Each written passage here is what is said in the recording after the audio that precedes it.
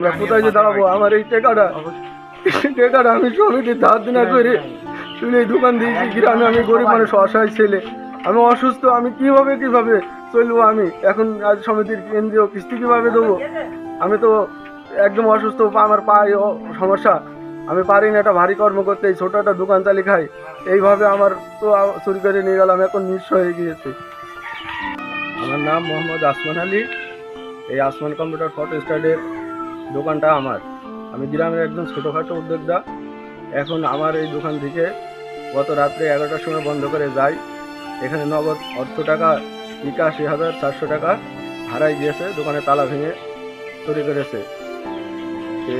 আরও ছিল আনুষঙ্গিক, দোকানে সারাদিন বেচা কেনা কিছু টাকা ছিল। আমি বিকাশে আরও যারা টাকা দিয়ে গিয়েছে তাদের টাকাগুলো ছিল, সেগুলো তো এখনও হিসাব হয়নি। আমার নিজের নগদ অর্থ, তাছাড়া অন্য কোনো মালামাল চুরি হয়নি।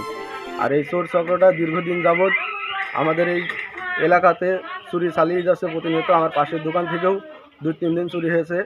আমাদের এইদিকে এই চুরিটা চলছে। আমি প্রশাসনের কাছে দৃষ্টি আকর্ষণ করছি যে আমাদের মতন ছোটোখাটো উদ্যোক্তাদের জানমালের নিরাপত্তাটা কোথায়?